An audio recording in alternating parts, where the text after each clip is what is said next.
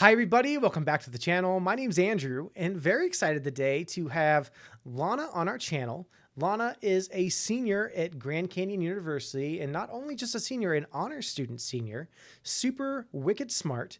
And we're going to have Lana on today to talk about some awesome, cool cybersecurity stuff, talk about internships, talk about ways that she's leveled up her career, why she chose to get into cybersecurity, and much more. So very excited. And Lana, I'm going to pass it to you for a quick introduction. Yes. Hi, my name is Lana Belmontes. I'm a rising senior. I currently have an internship with a Fortune 500 fintech company. And yeah, I'm super excited to be here. Thank you so much. No, we're so glad to have you on here, Lana. So we linked up through, I believe, Paige, who is also part of WESIS, so Women in Cybersecurity, and had nothing Yeah. but great things to say about you. So also so glad that she got us to be able to connect. And we're going to go ahead and get started with some of these questions. So a quick spin on this for a lot of my viewers that come back to these channels. So obviously I run my series Breaking Into Cyber. This new series that we are getting actually start off with Lana today is going to be the first episode of a running series that I'm going to be doing. We're talking to my college seniors and probably juniors on why they chose cybersecurity, what they're doing in their current degrees or their internship, and plans after their senior year. So for all my managers out there that are looking for the next sharpest and brightest minds, this is going to be one right here. And let me tell you. So Lana, let's get started with the first question, which is what made you get into cybersecurity for a degree choice? Not everyone wants to get into cybersecurity when they're a kid. We get told we're lawyers, doctors, astronauts, veterinarians, all those fun things. But obviously you chose a passion for cybersecurity. And I just want to kind of curious of kind of what got you into that path. Yeah. It really goes back to around high school. I was transitioning, moving to a new area, and my mom suggested that I go to the local library and find just some people to meet. So from there, I found Girls Who Code. They were hosting a program that just kind of got a taste of the technology landscape with front-end web development. So I got to make my own little website showcasing my favorite hobbies. And from there, I was hooked. I got to create art and still use technology and incorporate it.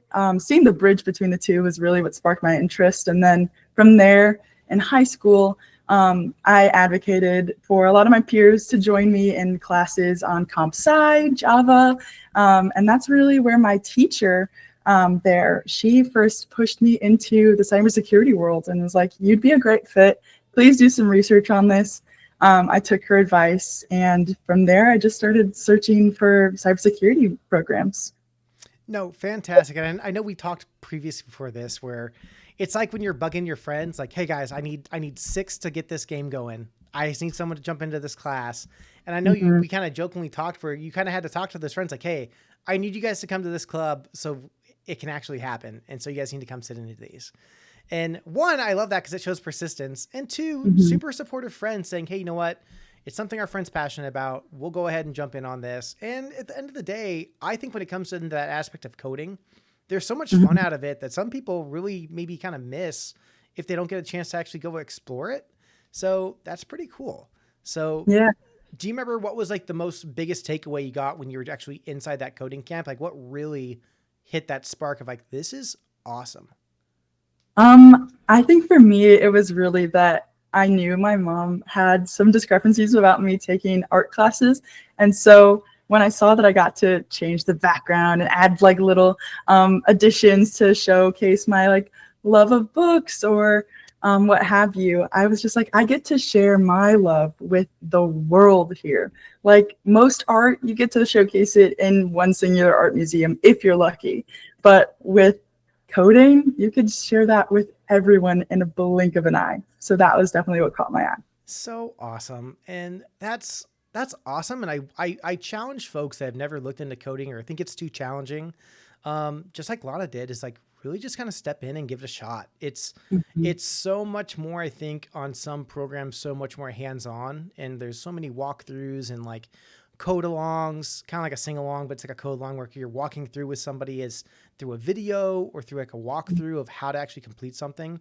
It can really kind of take away the fear of like, oh my gosh, C++, Java, Python. And there's so many cool apps right now that are kind of coming in and about and other platforms that kind of help with that kind of training, which ties into our second question is kind of leveling up. So when it comes to your favorite training platforms or things that you like to do to kind of maybe learn a new concept, jump into a new skill, do you have any current platforms that you're using to kind of level up those skills outside of school? Yeah, I currently have a subscription with TryHackMe and also the TCM. What is that called? The Cyber Mentor. Mm-hmm. So I get to use those. They're pretty low cost when it comes to getting both the balance of theory and also the hands-on experience that you need for those 3-year plus entry-level positions. So, and then my also go-to is definitely YouTube.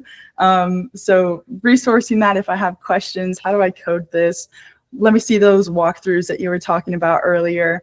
It's free, super cost effective, and Professor Messer is definitely my guy for the CompTIA certifications because those seem really overwhelming at first, but the way that the structured playlists are all there for the specific certifications, it's my go-to. Yeah, I mean, huge shout out to Professor Messer. No sponsorship, no knowledge of him, but I mean, same thing when I was going through, like the way he breaks down the training in the video series he does, it's just so user friendly and it's all free material. All of his series, I think, are on YouTube and you can just throw that on in the background. Subliminal learning is, I think, a real thing that I was doing it during like additional work time or when I was deployed in Kuwait, I was getting my Security Plus. So it's like, that was my go-to. Like, I'm going to put on some Professor Messer. And when I'd be like writing a report or doing some work, I'm just like listening to the theories, the acronyms, the process of how he breaks things down. And it drastically helped me through my CompTIA series of knocking out those certifications for experience and just kind of to get my resume on track with coming from a law enforcement background. Well, Lana, that's amazing. And also TryHackMe, like you said, is so, if you really do the math and the breakdown for how often folks go get coffee or go out to drinks with friends or go get dinner or food, you're spending like 30, 40 bucks maybe on like a dinner, drink, and maybe dessert.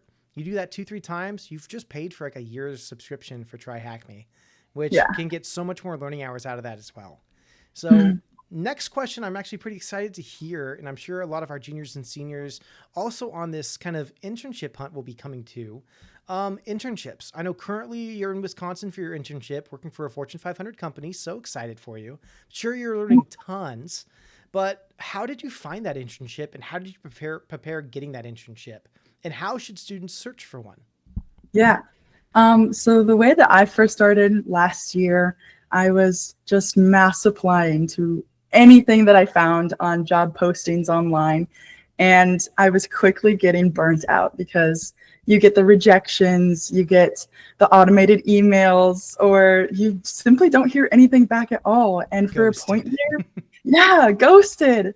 For a period there, I was like, I should just give up now. Like, I don't have the expertise yet that they're looking for. I should just go for a super low entry level job, even though that I have had some background beforehand. So I thought that I had a leg up. But it turns out I was just going about it in an unmethodical way. So what I had to do was reframe my perspective and go ask for help. So I reached out to my professors. Hey, can you check over my resume? Is there anything that I should add? And the first thing they said, your projects that you're working on in school. So I quickly ran to my career offices and got some help with updating my resume. From there, that only gets you through the like automated HR postings that go through the resume and find those skill words that they're looking for that match the job posting. So you've got that cleared, but you're going more for personal connections at this point. And this is where I urge a lot of the viewers to go ahead and step out of your comfort zone. That's where learning how to be comfortable in the uncomfortable is super, super daunting. So I had to take baby steps with it when it came to networking. And that first was for me showing up, showing my face, being present, soaking in whatever kind of content that I could from school postings, or we have a lot of industry leaders come in for panel talks, showing up for those.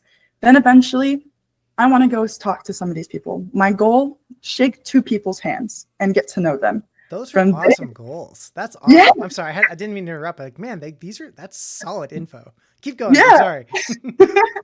So from there, next time I go, okay, I'm gonna ask if I can grab lunch with them afterwards. If they're free, have free time, set something up.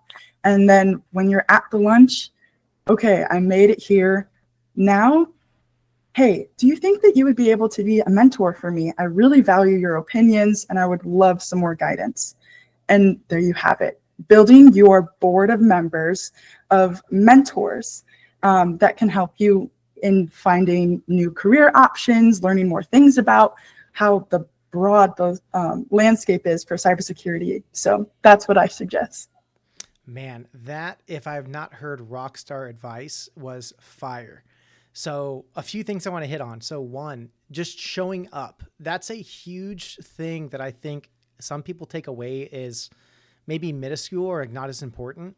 So, funny enough, I just knocked out a 100-day posting challenge on LinkedIn. And the reason why I bring that up is because just like you say, showing up, it's showing for the growth aspect of it. I had a huge increase on reactions, connections, followers, comments, reposts.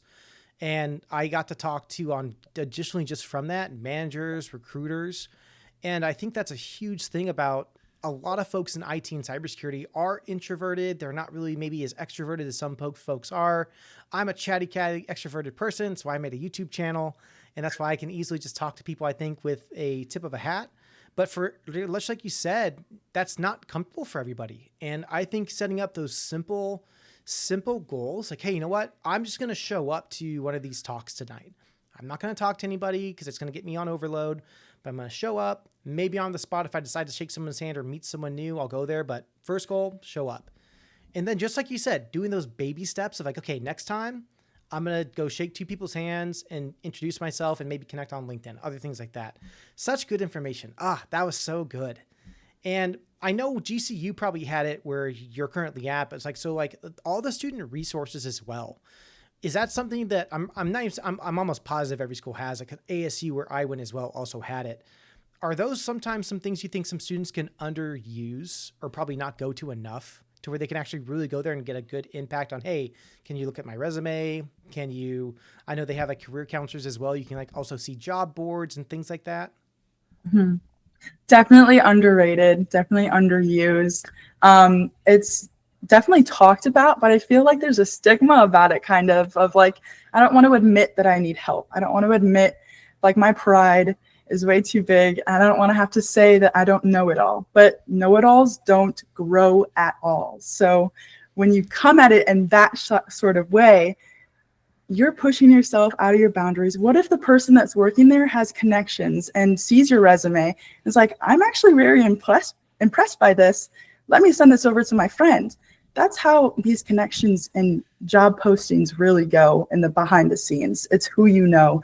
That network equaling your net worth is a common phrase, but it's totally true. Everyone, this is not scripted. These are hardcore, amazing, good lines that Lana. The thing that's making me so happy is that you're saying them, and like I've reused these same phrases. I'm like, all right, cool. They're not dying little like shout out one word like isms. I'm like, no, people are still using these phrases, and like everyone that's listening right now, I'm telling you right now, like this information's solid, and for seniors that are feeling that they're behind the curve or they're getting nowhere, asking for help is huge. There's no shame in it. Just like Lana said, like talking to that one extra person or talking to a counselor or talking to a colleague that has those additional, you don't know that person's network. And it's so crazy that you talk to one person that can then have a spider effect of like, oh, you know what? I can drop this in a Discord chat that I have like 7 or 8 different hiring managers for that would maybe love to talk to this person because they meet a ton of different requirements that a job rep might be looking for. So, such good information. Makes me happy. Oh man. All right. Sorry. Gotta get back on track. Got the good goose vibes, but, let's see. So advice you would give someone. So obviously getting out of high school, you had some great mentorship from teachers, but for those that maybe are having a hard time struggling to find mentorship or getting that feedback, what would you tell someone that's considering going to get a degree in cybersecurity? Yeah. Really, cybersecurity, I think, is as much about the mindset as it is about the technical skill. So my biggest piece of advice would be to stay curious and to never hesitate to ask for help. So you have the whole world in front of you on your phone, on your laptop, asking those questions and being able to, maybe use ChatGPT as more of a learning source Oh, rather than the AI question is count. coming, I promise. Yes. But it's, I think, really just staying curious and feeding that curiosity, finding whatever it is that you're passionate about. The landscape, like I said, for cybersecurity is so broad. You can get physical with networks. You could go deeper into web applications and vulnerability management. It's whatever you think is the cat's pajamas that you go for. And you just keep digging. Okay, how does this happen? Why does that work? Being a kind of puzzle lover, fanatic is definitely going to work for you. No, on the money. And it's being curious and wanting to break things and then realize or find out how they broke is, I think, a huge part of folks I've talked to across this industry on asking Mhm. about like, hey, what's the best thing to do to get into cyber? And it's being curious, it's asking questions. It's not always just don't settle with the single answer, kind of get more granular and say, okay, well, why is this happening? And then Mhm. breaking it down like to like almost like the ones and zeros to have a full understanding of a process. So Mhm. when would you say, Lana, during your time during your degree from your sophomore year to where you're at now in your senior year, where maybe along that path was your most difficult courses or the most like challenging time as a college student? Yeah. I would probably say the one that I struggled with the most was more of like the Active Directory, getting to know Microsoft really well, and yeah, just digging into more of the hierarchies of privilege access management and seeing the intricacies of it, how one thing, if you don't import it the right way, it's going to break a lot of things. So I tend to step away from it, but I do have that curiosity still, like, how does that work? Now, Lana, I know we talked about projects and you mentioned projects, and I think it's also huge that for just like you mentioned, like for students that are not in internships or still getting through college, and a lot of the time that all you really have on your resume is maybe some one-off jobs or part-time jobs you've been working during college, and then obviously your projects and maybe doing CTFs or try hack me within Mhm. your degree. Do you think, or do you remember a project that stands out, or even any challenges you've done in your degree that you think, if someone hasn't done that yet, to put on a resume that you would maybe recommend? Yeah. So I actually had the opportunity with one of my classes to do a faux pen test. So we got to choose from any of the Fortune 500 companies, and obviously lower on the list. But yeah, we got to go in and pretend that we were hacking the mainframe, right? So we used our OSINT skills. We started looking at some of the employees on LinkedIn or just on Google Dorking, finding some of the information on their employees, and from there getting a little bit nitty and gritty with a network or maybe web app vulnerability management there, checking for CVEs, really, really cool stuff. We got to touch on a lot of different bases. I have a huge document of all of this too. And so I just use that and be like, oh, okay, how much further can I go deep with this? A lot of students had a great time with it. I was definitely one of them that loved this project as well. Now, GCU, I know, and like many colleges, have groups, meetups, things like that. Did you leverage any of those meetups during your time at GCU? And also, what would you say would maybe be the impact of that for other college students that maybe are or haven't gotten involved in those kind of groups? Would you say it's a good thing to be a part of, or maybe there's other good avenues they can kind of approach? Yeah, so I actually worked within GCU and our Cyber Center of Excellence there, where we hosted a lot of different clubs. One of them being the technology club, and we had a lot of different subsets for programming specific, game development, AI, and specifically the Security Plus group there. It's all hosted by students and it's for students, so it's a really great way to practice in a learning group environment, which we're all accustomed to. And then also just like the nonchalant calmness because there's no professors there either to be like, oh, I'm grading you on this. So I did get to operate really well with that. It was hosted by some really great friends of mine too. And yeah, that was just so good to have mutual accountability for studying the materials beforehand, because sometimes you're doing it by yourself, solo. You can be like, oh, I'll put that off later. But if you don't use that 5, 4, 3, 2, 1 method, you're you're kind of stuck and you don't really do it. So having that mutual accountability, and then just also being able to talk about it. I think teaching others is a great way to reinforce your learnings. And that's one way that I love as well. That's why I've done a lot of clubs at school too, teaching middle schoolers, high schoolers, seeing their spark come alive, but also just reinforcing my own understandings. No, I love teaching, and also just getting to one, it re-solidifies your understanding of a concept, and getting to talk to other people, that it also challenges you to, not everyone's like a visual learner or an audio learner, or like there's different ways that people have to learn it. So if there's a way that you're trying to convey it that doesn't make sense to somebody, it also gets you to kind of rethink that process and, okay, oh, how else can I break this down to explain this process or explain this topic? Mm-hmm. And that's just so cool. And to those students that are looking for a club or anything to join, maybe your college doesn't have one. Make one. Make a Yes. collective, make a little study group, find some quiet space in the library or other avenues as well. Talk to your technology department and see, hey, could we grab one of the conference rooms for 30 minutes or an hour after a class is done for the day to do a meetup for cybersecurity students or a study group? I am 98% sure it would probably be accepted, as long as it's being respected. You clean up after yourselves. You guys don't have a party house animal party in there and all that fun stuff. But no, yeah, that's awesome. And using those groups for accountability is huge.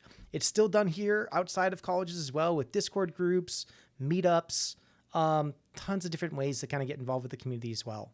So all the conferences, obviously DEF CON's coming up here in 2 weeks. It's a huge countdown. And hopefully sometime soon, Lana, you can get out there. I know you're obviously in Wisconsin, so I can't imagine you're probably making the way out this year, but maybe next we'll get to see you there. Who knows? Very Crossing my exciting. fingers. Right. So, all right. Well, we're going to wrap up with 2 more questions. And my probably favorite 2 questions of the night is, so when you're not doing cybersecurity, what do you like to do for your free time? And what do you like to do for fun?